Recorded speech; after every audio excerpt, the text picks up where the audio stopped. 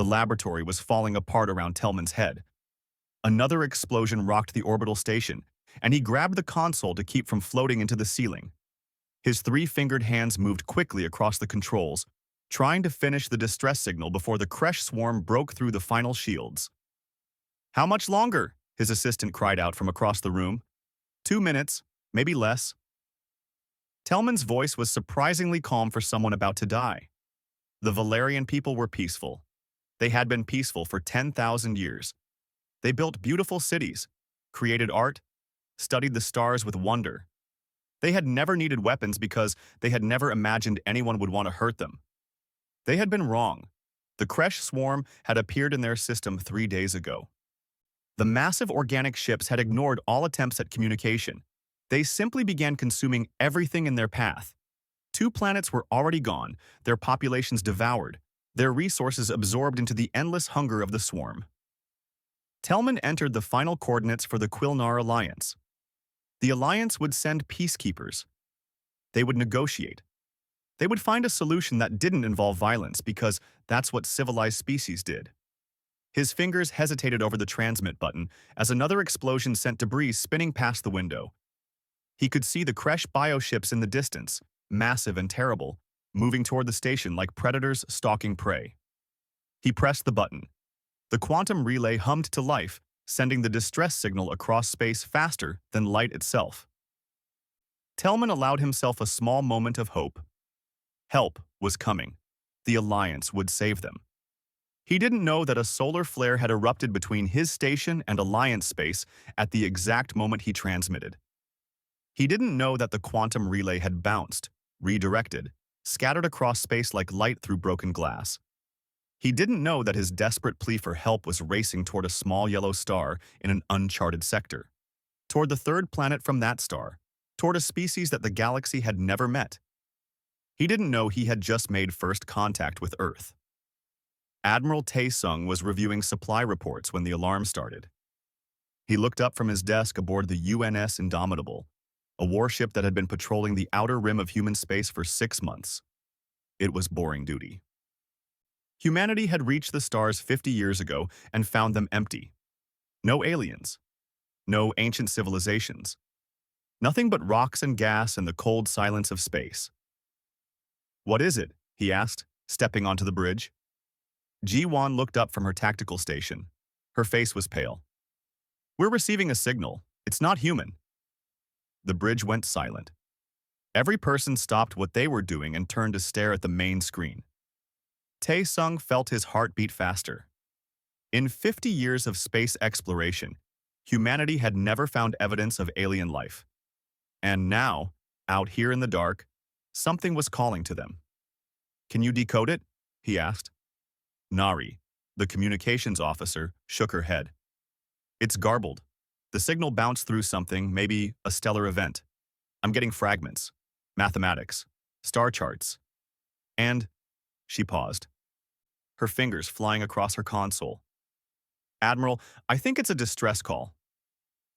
Tae-sung moved closer to the screen. The signal was weak, broken, but it was there. Proof that humanity wasn't alone, and someone out there needed help. "Can you trace it?" "Yes, sir. It's coming from a system about 3 light-years from here." "But Admiral..." Nari looked worried.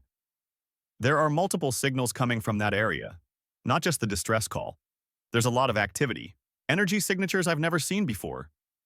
Hyun-woo, the weapons specialist, pulled up a tactical analysis. "If this is a distress call, someone's in trouble. Could be a trap." "Could be first contact," Ji-won countered. Tae-sung made his decision in 3 seconds. "Get me the fleet commanders. All ships are to prepare for immediate jump. We're responding." "Sir, that's against protocol. We should report this to Earth Command and wait for orders. And by the time we get orders, whoever sent that signal might be dead." Tae-sung's voice was firm. "We didn't come out here to hide when someone needs help.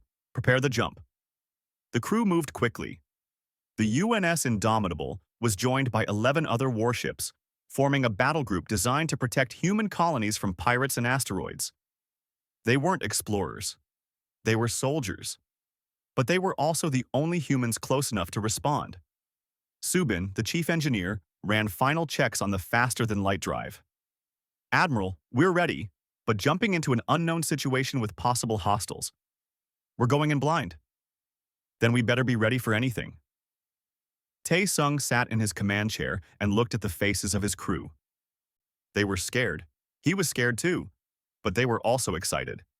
This was what they had trained for, what humanity had dreamed of for centuries. All ships report ready, sir, Ji-won announced. Nari, keep working on that signal. I want to know what we're jumping into. Yes, sir. I'm getting more fragments now. Admiral, her voice trailed off. What is it? I think I translated part of it. It says, being devoured. An entire civilization. Sir, I think someone's under attack. The bridge went quiet again. Tae-sung felt a cold anger settle in his chest. Humans knew what it was like to be prey. For millions of years, Earth had been a nightmare world where everything tried to kill everything else. Humanity's ancestors had been hunted by predators with bigger teeth and sharper claws. But humans had survived. They had learned to fight back. They had learned to hunt the hunters.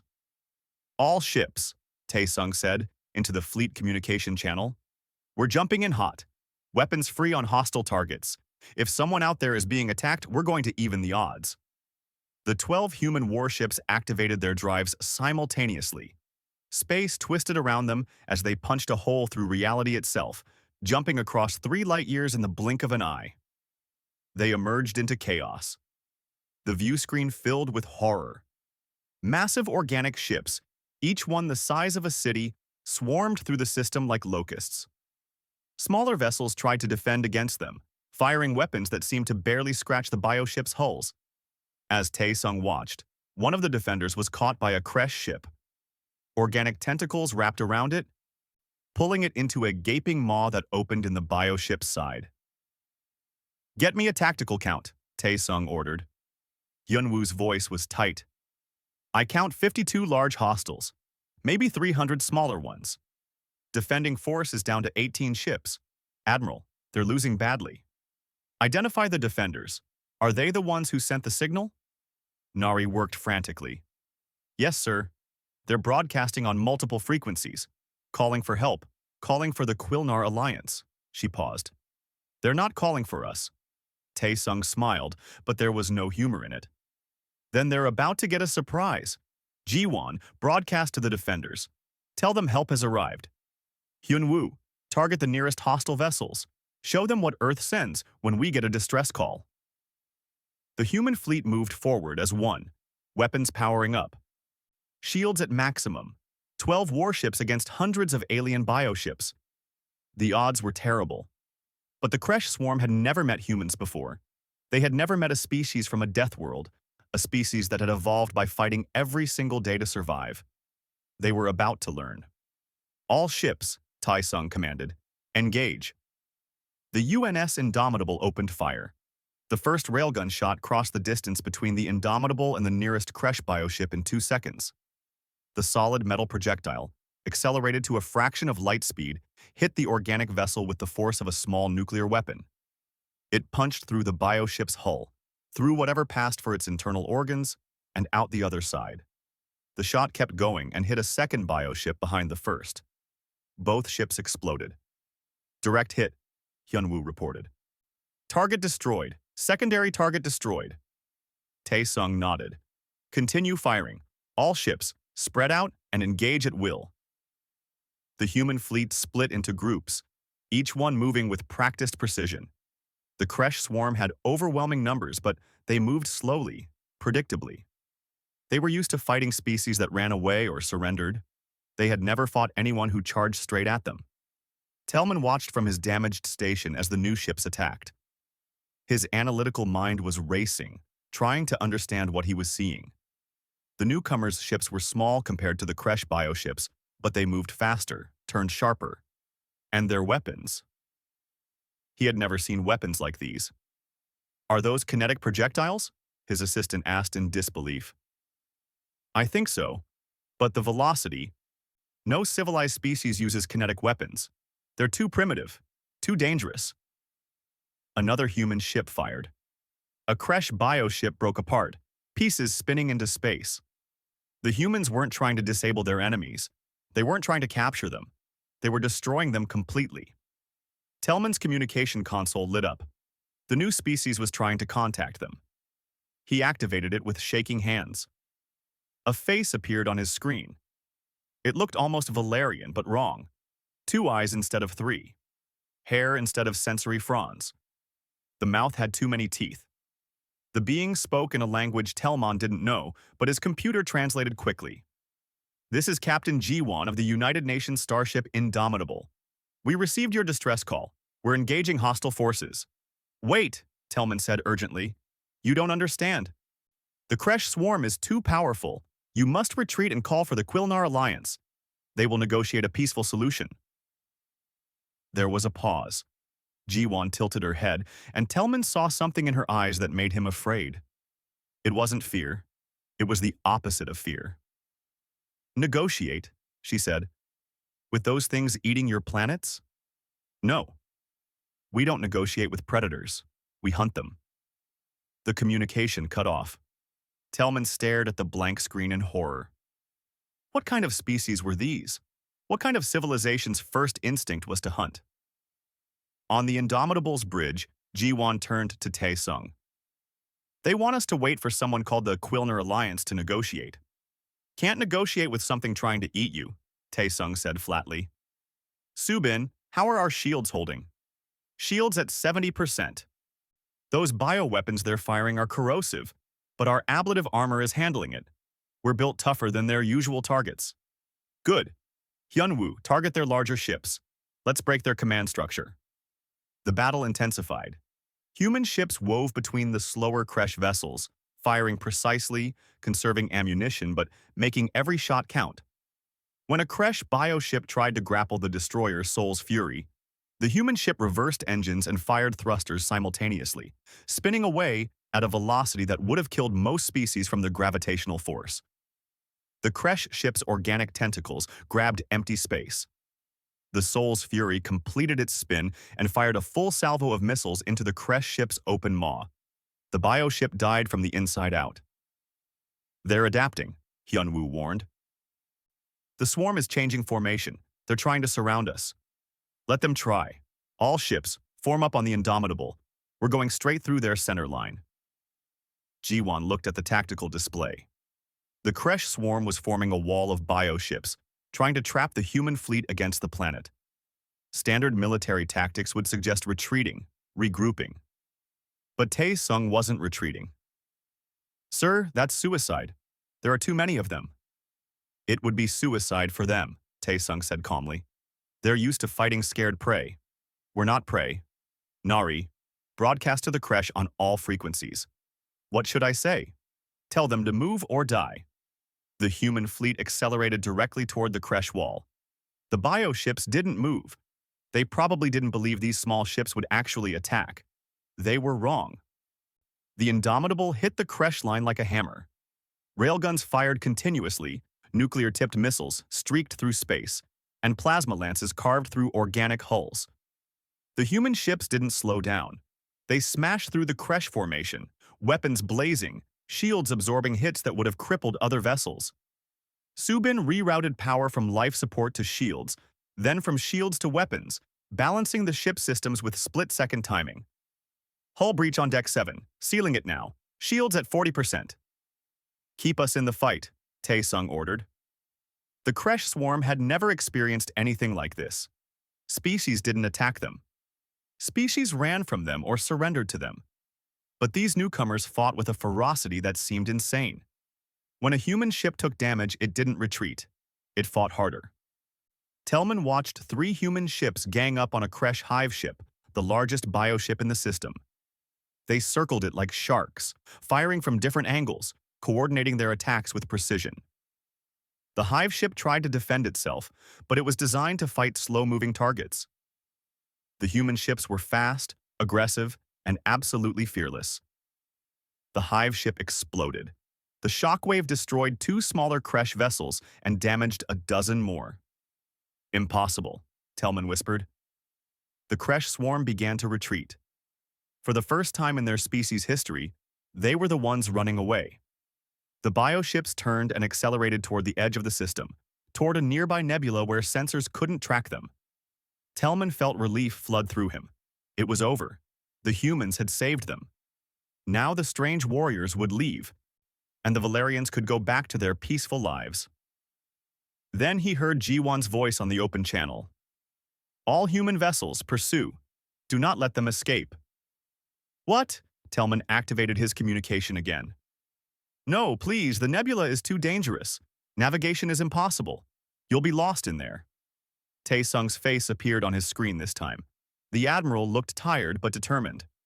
"We appreciate your concern, but we didn't come here to scare them off. We came here to end the threat." "But the nebula? Our homeworld has oceans deeper and darker than your oceans, storms that last for months, radiation levels that would kill most species. This nebula," Taesung almost smiled, "this nebula is just inconvenient." The human fleet turned as one and plunged into the nebula after the crash swarm. Tellman watched them disappear into the swirling gases and electromagnetic chaos. He activated his sensors, trying to track what was happening inside, but the interference was too strong. All he could see were occasional energy spikes, explosions, the brief flash of weapons fire. "What have we done?" his assistant asked quietly. "We sent a distress call," Tellman said. "We asked for help. We thought we were calling peacekeepers." He looked at the nebula, at the battle happening inside it that his sensors couldn't see. "We were wrong. We called demons." Inside the nebula, the battle continued. The crash swarm had fled into the one place they thought they would be safe, where sensors didn't work and navigation was impossible. They didn't know that humans had evolved on a planet where they couldn't see through the rain, couldn't navigate through the dark, couldn't breathe underwater, and they had survived anyway. Nari switched to sound-based sonar, technology so old that most species had forgotten it existed. The human ships tracked the crash bioships through the nebula by listening for them, the same way Earth's ancient submarines had hunted in the ocean depths. Hyunwoo fired blind, calculating trajectories based on sound and probability. His shots found their targets. Subin kept the engines running even as radiation levels climbed, even as the ship's systems protested, even as warning lights covered her console. She had been trained on Earth where equipment failures could kill you in seconds. This was just another day. The human fleet found the crash swarm's hive ship hiding in the deepest part of the nebula. Taesung gave the order every human wanted to hear. "Take it down." The hive ship died hard, but it died. And when it was over, when the last crash bioship had been destroyed, the human fleet emerged from the nebula, battered but victorious. Taesung opened a channel to Tellman. "The threat is neutralized. Your system is clear. We're standing by to provide assistance if needed." Tellman looked at the human admiral and finally understood. These weren't peacekeepers. These weren't negotiators. These were survivors from a world so harsh that it had forged them into something the galaxy had never seen before. These were Deathworlders, and they had just announced their presence to the universe. 3 days after the battle, Tellman stood in the conference room of his repaired station and tried not to show fear. Across the table sat Admiral Taesung and 3 other humans. They looked relaxed, friendly even. But Tellman had seen what they could do. He had watched them chase predators into hell itself and emerge victorious. "We want to thank you," Tellman began carefully. "The Valerian people owe you our lives. We are forever grateful." Taesung nodded. "We were happy to help. But we need to talk about what happens next." "Next?" Tellman's sensory fronds twitched nervously. "The crash swarm is destroyed. What else is there?" Jiwan leaned forward. "We tracked their trajectory before they arrived at your system. They came from somewhere else, which means there might be more of them." The room went cold. Tellman had been trying not to think about that possibility. "We need to find their home territory," Taesung continued. "Make sure they don't threaten anyone else. We'd like to use your system as a base while we investigate." "Of course," Tellman agreed quickly. Too quickly, he saw something shift in the humans' expressions. They knew he was afraid of them. Nari spoke up, her voice gentle. "We understand this is difficult. You didn't expect us. You were calling for the Quilnar Alliance, not..." Well, not us. The Alliance will come eventually, Tellman said. When they do, they'll want to meet you. Humanity's existence changes everything. We look forward to it, Tae-sung said. But Tellman noticed the Admiral's hand rested casually near a weapon on his belt. These humans were polite, but they were always ready to fight. Over the next weeks, the human fleet remained in Valerian space. They sent repair teams to help fix damaged stations. They shared food and water, though Tellman noticed the humans could eat things that would poison most species. Their digestive systems were apparently as aggressive as their military tactics. Subin fascinated the Valerian engineers. She showed them how human ships were built with multiple redundant systems, because Earth technology was designed assuming everything would fail at the worst possible moment. You build your ships expecting them to break? A Valerian engineer asked. We build them expecting the universe to try to kill us, Subin corrected, because it usually does. She demonstrated by shutting down half the systems on a human shuttle, then flying it anyway. The Valerian engineers watched in amazement as she compensated for the failures in real time, using backups and workarounds that seemed to be second nature to her. On Earth, she explained, if your equipment fails, you die. So we learn to fix things that aren't supposed to be fixable. We learn to keep going when everything's falling apart. Meanwhile, Yunwoo was dealing with a different problem. Valerian children had started gathering near the human ships, curious about the aliens. He found himself awkwardly answering questions. Are you really from a death world? A young Valerian asked. I guess so. That's what you call it, right? Is it true your planet tries to kill you? Hyunwoo thought about earthquakes, hurricanes, volcanoes, floods, droughts, diseases, and the 1,000 other ways Earth could end a life. Yeah, pretty much. How do you survive? We fight back, we build strong, we don't give up. He smiled at the child. Same as anyone else. We just had to learn it faster and harder. The child's parent pulled them away, but Hyunwoo noticed they were less afraid than before.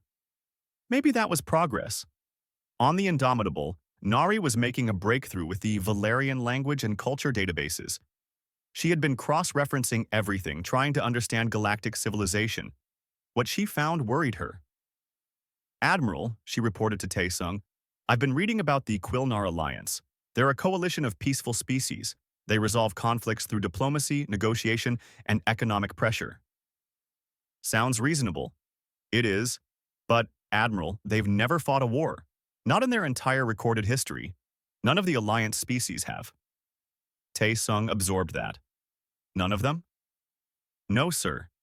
The galaxy has been peaceful for thousands of years. There are criminals, pirates, but no large-scale warfare. The Kresh Swarm is the first major threat in living memory. And they wanted to negotiate with it. Yes, sir. That's all they know how to do. Nari looked at him seriously. When they meet us, when they see what we did, they're going to be terrified. We're going to be the most violent species they've ever encountered. Tae-sung was quiet for a long moment. Get me everything you can on the Alliance. If we're going to make contact, we need to understand them.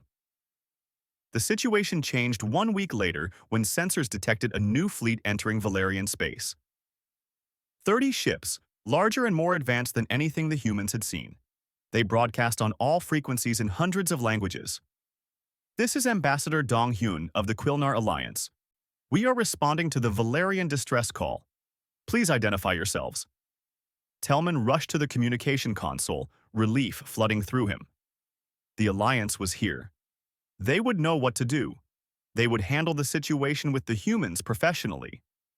But when he opened the channel to brief the Alliance, he saw Dong-hyun's expression change from calm professionalism to shock. You're human? Dong-hyun asked in disbelief.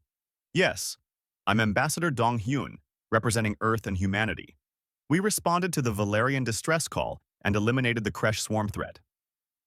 There was a long silence. Tellman could see other beings moving around behind Dong-hyun, all of them looking stunned.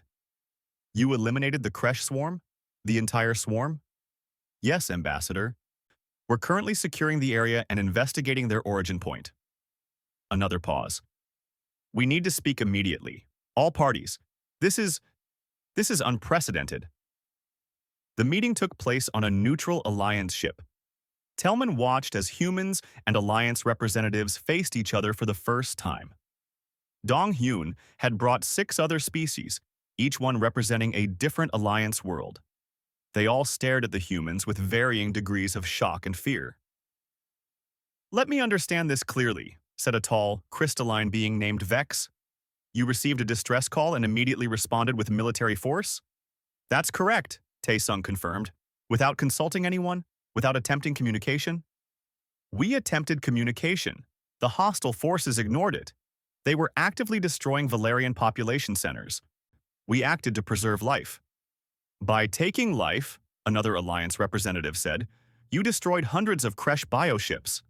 "They were eating people," Ji-won said bluntly. "What would you have done?" "We would have negotiated.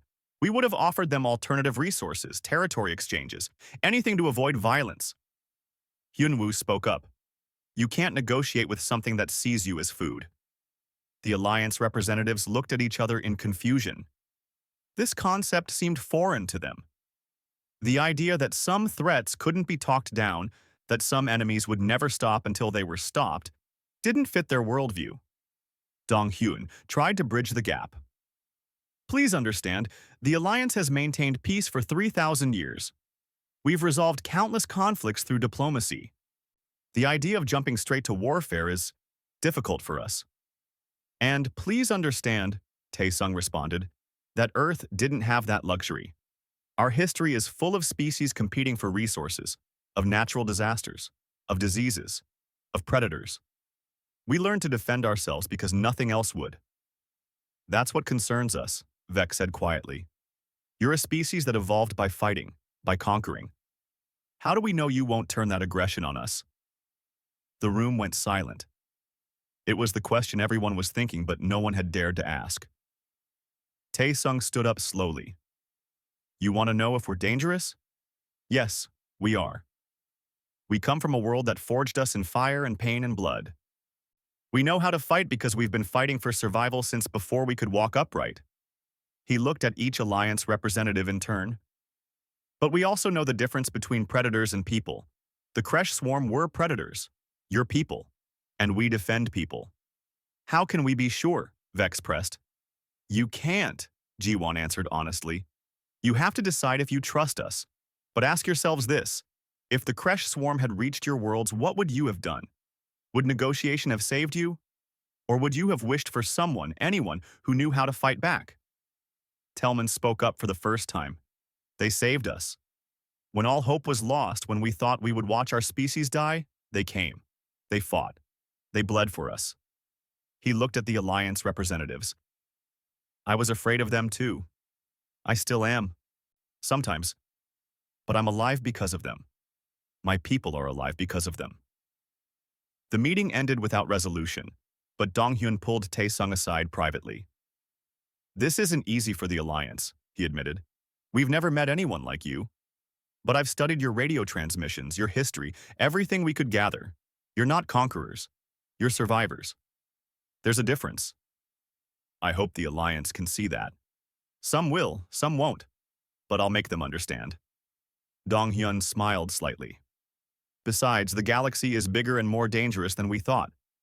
Maybe it's time we learned from someone who knows how to handle danger." As the Alliance fleet prepared to depart, Nari detected another signal. A distress call, different from before. A colony on the edge of Valerian space was under attack by pirates. The Alliance ships began powering up to respond, to negotiate with the pirates. But the human destroyer Soul's Fury was already moving, its captain Ye Jin broadcasting a simple message.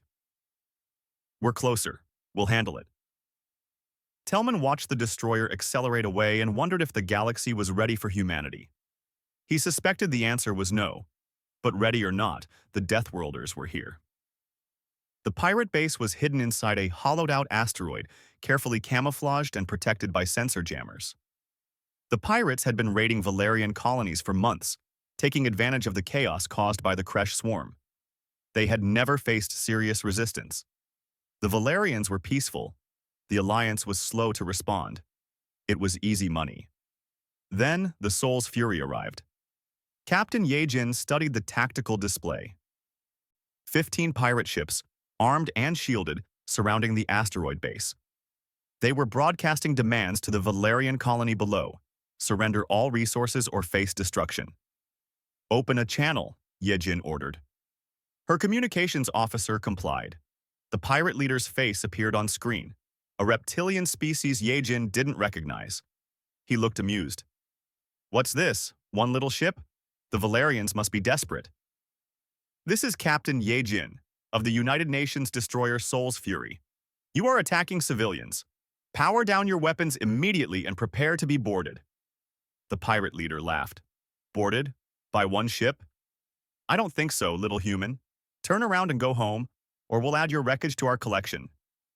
Yejin's expression didn't change. You have 10 seconds to comply. 10, 9, 8. You're insane. There are 15 of us.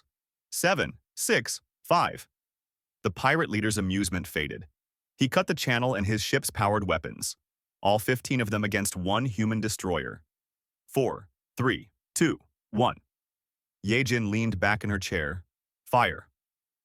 The Soul's Fury opened up with everything it had.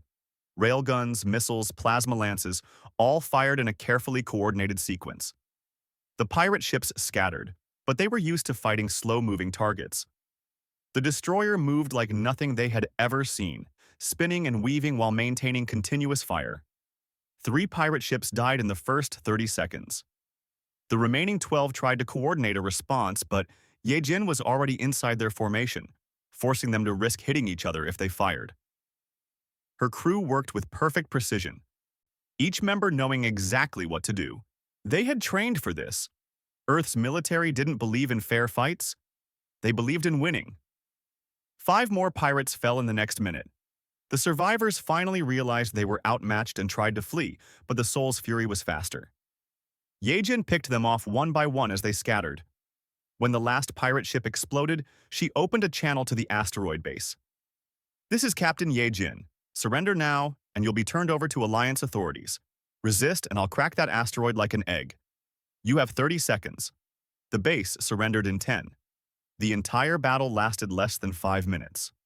Yejin transmitted the results to both Valerian and Alliance authorities, then set course back to the fleet.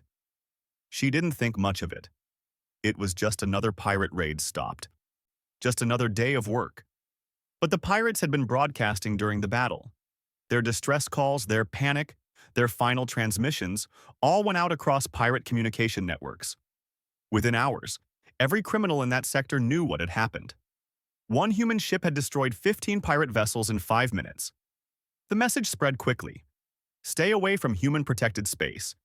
The Deathworlders don't negotiate. Donghyun heard about the incident while presenting his report to the Quilnar Alliance Council.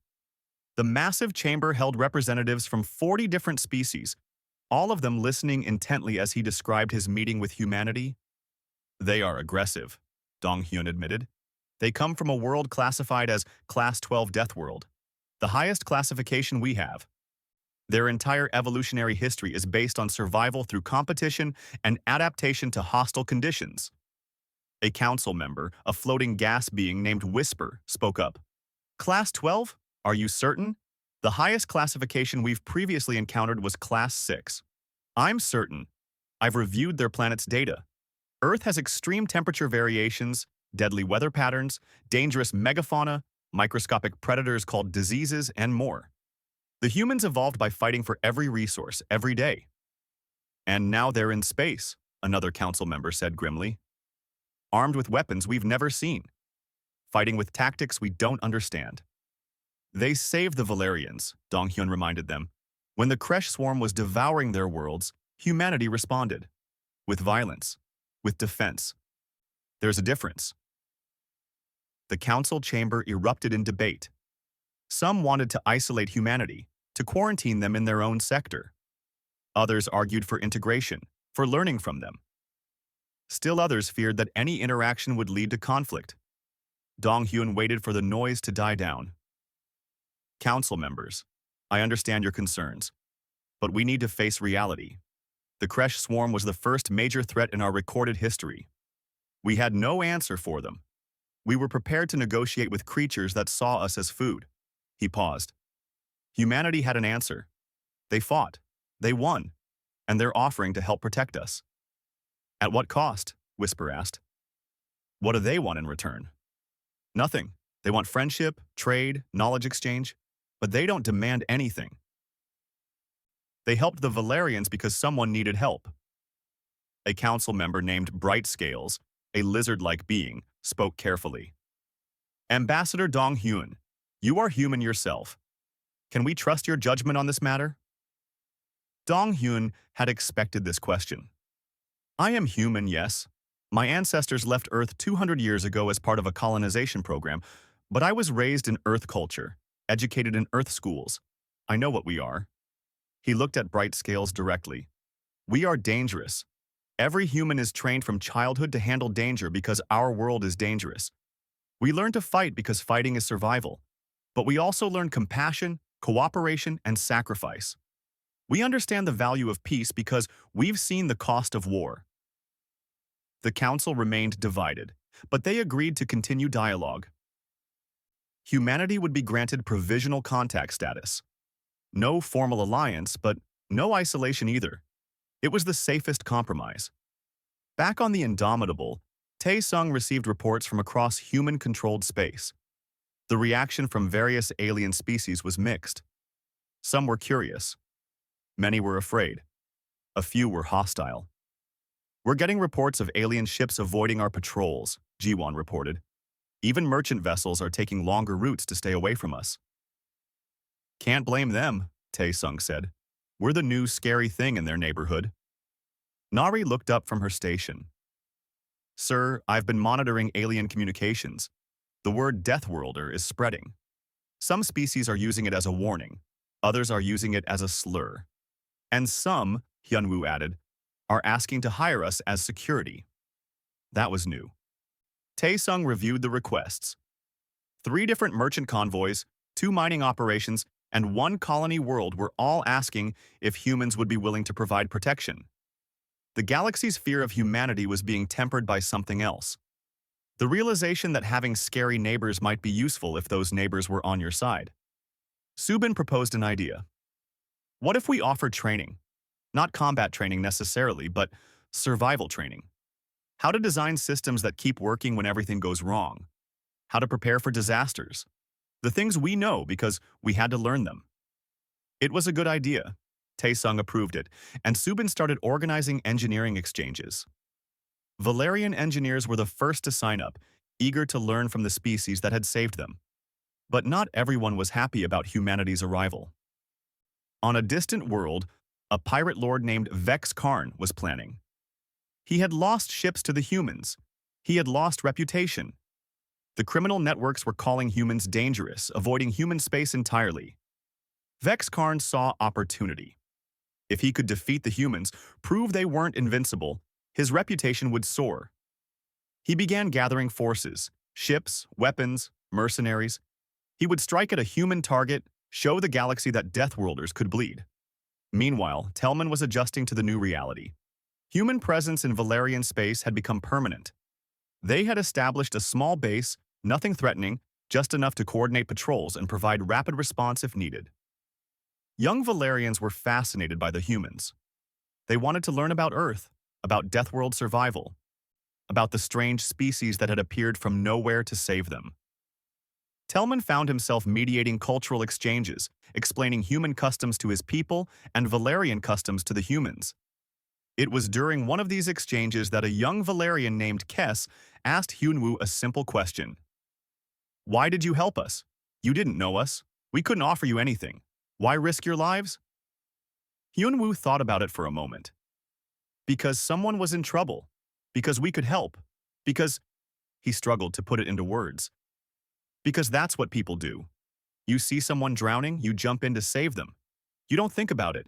You just do it. Even if the person drowning is a stranger? Especially then. Anyone can help their friends. Helping strangers. That's what separates people from predators. Kess shared that conversation with other Valerians, and it spread. The story of the humans who jumped into danger to save strangers became part of Valerian culture. They started calling humanity the rescuers in their own language. Not everyone used such kind terms.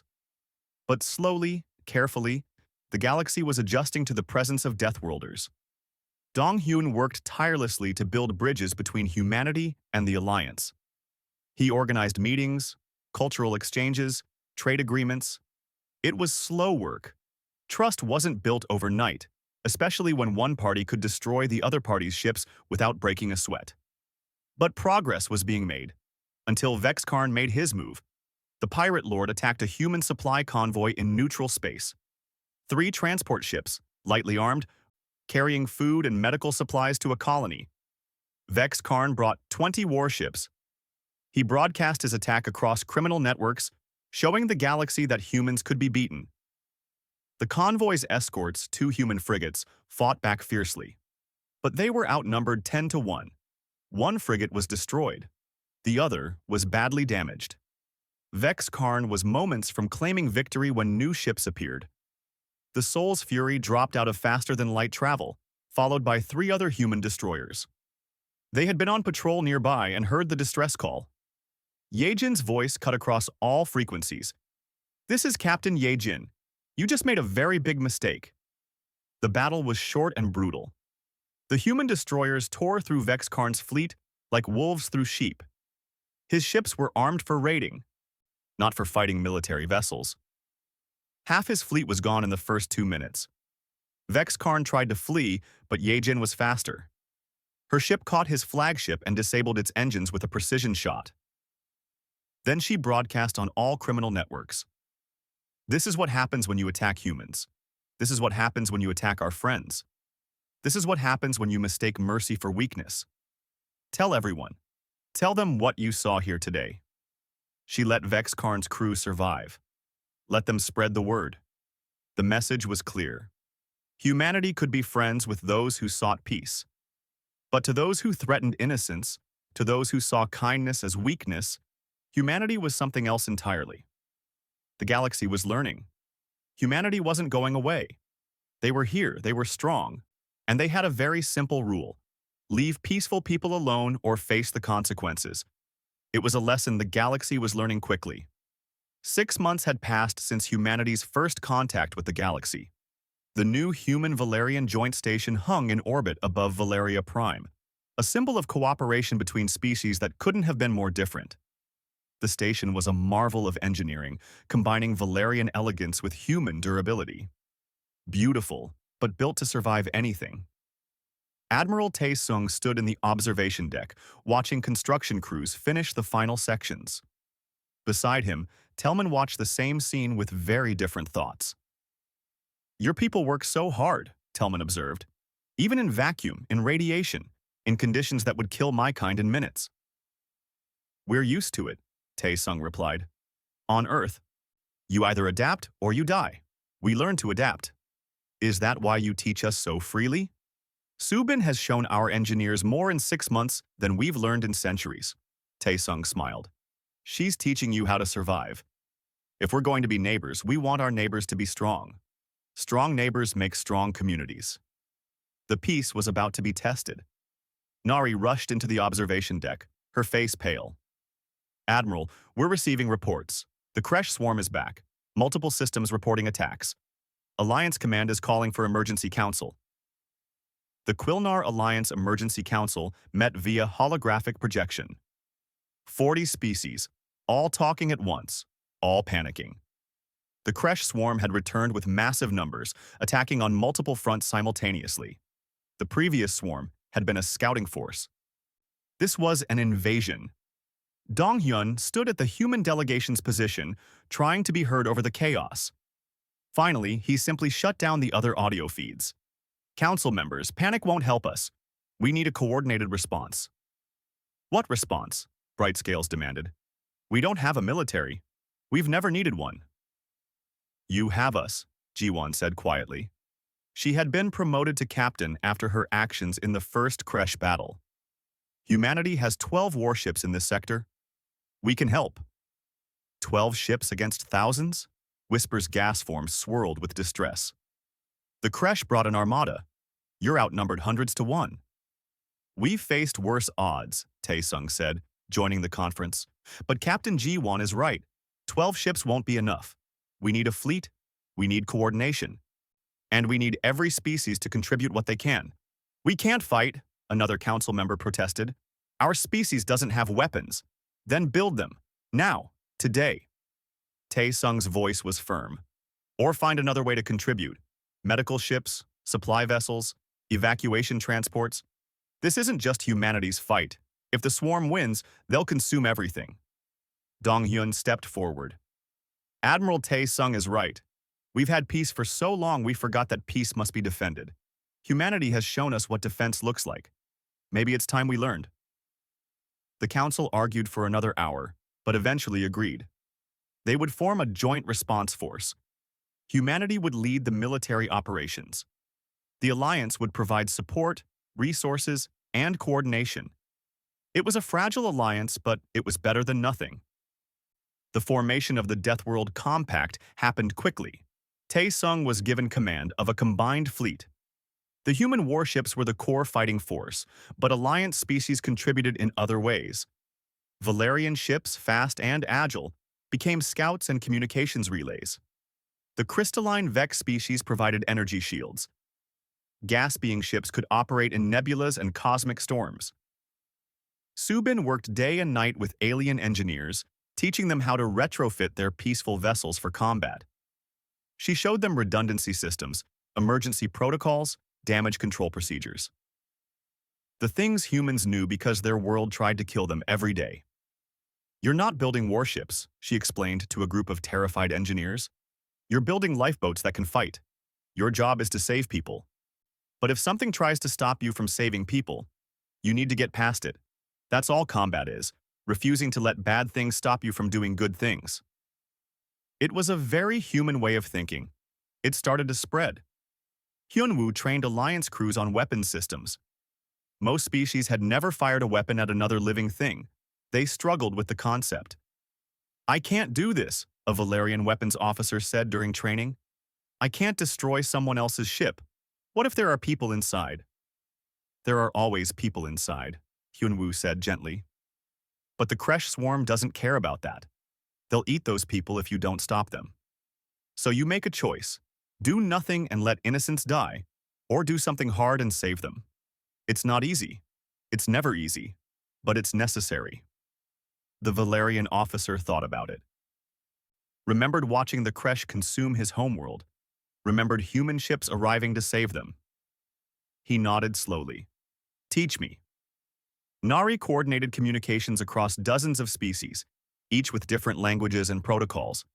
She created a unified command language, simple and clear, that everyone could understand. In the heat of battle, there would be no time for confusion. The Kresh swarm hit 3 systems simultaneously. The compact fleet split into groups to respond. Ji-won commanded one group, a mix of human destroyers and Valerian scouts. When they arrived at the first system, they found the swarm had adapted. The Kresh had studied humanity's tactics from the first battle. Their bioships moved faster now. Their formations were tighter. Their weapons were designed to counter human shields. They had learned. But humans were excellent teachers, and they had taught the Alliance species well. The battle began badly. 2 Valerian scouts were destroyed in the opening minutes. Ji-won's ship took heavy damage. But the Alliance crews didn't panic. They followed their training. They executed emergency procedures. They kept fighting. A Valerian captain, someone who had never fired a weapon 6 months ago, made a decision that saved the battle. He rammed his damaged ship into a Kresh hive ship, buying time for evacuations to complete.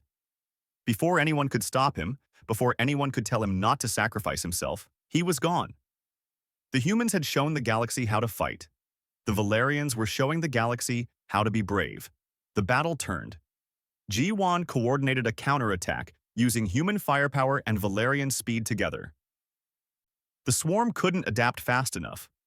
They retreated, but this time, multiple species pursued them. Not just humans hunting predators, everyone. The second and third battles followed similar patterns.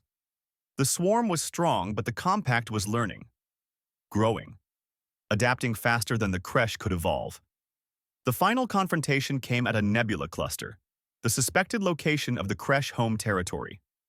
Tae-sung assembled the entire compact fleet. 12 human warships, 30 Valerian scouts, 20 Alliance support vessels, and hundreds of smaller craft. "This is it," he told the fleet commanders. "The Kresh swarm has been terrorizing the galaxy for who knows how long. Today, we end it. Not with revenge, not with hatred, but with determination. We're here to protect our homes, our families, our future, every species, working together. That's what makes us strong." The fleet entered the nebula together. The Kresh were waiting. Thousands of bioships, all that remained of their invasion force, defended their breeding grounds. It was the largest space battle in recorded history. Subin kept her ship running despite catastrophic damage. Hyunwoo fired until his weapons overheated, then fired some more. Nari coordinated communications across a battlefield spanning millions of kilometers. Yejin led a desperate boarding action onto a hive ship to destroy it from inside. And throughout the battle, Dong-hyun broadcast to all sides. Not threats, not demands. Just a simple message: surrender and live. Continue and die. Choose. Some Kresh chose surrender. Not all, not most, but some. It was the first time in their species' history they had ever encountered prey strong enough to make them stop and think. The battle lasted 6 hours. When it ended, the Kresh swarm was broken. Their breeding grounds were destroyed. Their fleets were scattered. They would survive as a species, but never again would they threaten the galaxy. The cost had been high. 4 human ships destroyed. 11 Valerian vessels lost. Countless Alliance support craft damaged or gone. Thousands of lives lost across all species, but the galaxy survived. Tae-sung stood on the observation deck of the rebuilt station, watching the memorial being constructed. It would honor all those who fell in the war, human and alien alike. Tellman joined him, as he often did these days. "We're calling it the Deathworld Compact," Tellman said quietly. "The agreement between our peoples. The humans don't like the name." "We don't," Tae-sung admitted. "We're not defined by our world's harshness. We're defined by how we respond to it.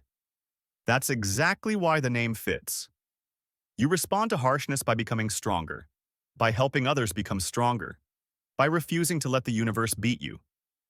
Tellman looked at him. "6 months ago I was terrified of you. I thought we had summoned demons. And now? Now I know we summoned friends. Scary friends. Friends who will do terrible things to protect us. But friends nonetheless." Tae-sung smiled. "The galaxy is learning. You're building weapons now, training soldiers, preparing for threats. We're learning from the best teachers, but we're also teaching you. Nari told me human diplomacy has improved significantly since meeting us. That's true. We're learning that not every problem needs a military solution, that sometimes talking actually works." Tae-sung paused. "We're growing too, both of us, all of us." In the months that followed, the Deathworld Compact became permanent. Not a military alliance, though that was part of it. It was a cultural exchange, a partnership, a commitment to mutual defense and growth. Humanity taught the galaxy how to survive. The galaxy taught humanity how to live. Human children grew up learning Valerian art and philosophy. Valerian children learned Earth history and survival skills. Engineers from a dozen species worked together, combining elegant alien designs with tough human construction. The result was technology better than either could have created alone. The galaxy changed. Pirates found fewer easy targets. The compact fleet patrolled trade routes. Species that had never considered violence now had the option to defend themselves. And humanity, the scary Deathworlders from the Class 12 planet, became known for 2 things: their ability to fight and their willingness to help. Tae-sung eventually retired from active military service, but he stayed on as an advisor. He watched new generations grow up in a galaxy where humans and aliens worked side by side, where the word Deathworlder had changed from an insult to a compliment, where strength and compassion weren't opposites but partners. On the anniversary of first contact, Telman and Tae-sung stood together at the memorial one final time. "Your distress call was meant for the Quilnar Alliance," Tae-sung said. "You got us instead. Any regrets?" Telman's sensory fronds rippled with amusement. "We were calling for peacekeepers and we got warriors. We asked for diplomats and received destroyers. We hoped for negotiators and found hunters." He looked at his friend. "It was the best mistake we ever made." Tae-sung nodded. "Earth spent centuries wondering if we were alone, if there was anyone else out there. Turns out we weren't alone. We were just the only ones crazy enough to survive on a planet that actively tries to kill its inhabitants. And now you're teaching the galaxy what that kind of survival can accomplish when it's pointed in the right direction. Not teaching, sharing. There's a difference." They stood in comfortable silence, watching ships of every species come and go from the station. Human warships flying escort for Valerian merchants. Alliance medical ships staffed by cross-species crews. Construction vessels building new stations on the frontier. The galaxy had learned that Deathworlders weren't monsters. They were survivors. And sometimes when predators came hunting, when disasters struck, when the universe showed its cruelest face, survivors were exactly what you needed. The Compact had taught the galaxy an important lesson. Peace isn't the absence of conflict. Peace is having friends strong enough to defend it, brave enough to fight for it, and wise enough to know when fighting isn't necessary. And when those friends came from a world that tried to kill them every single day, when they survived anyway and still chose to help others, that wasn't terrifying. That was hope.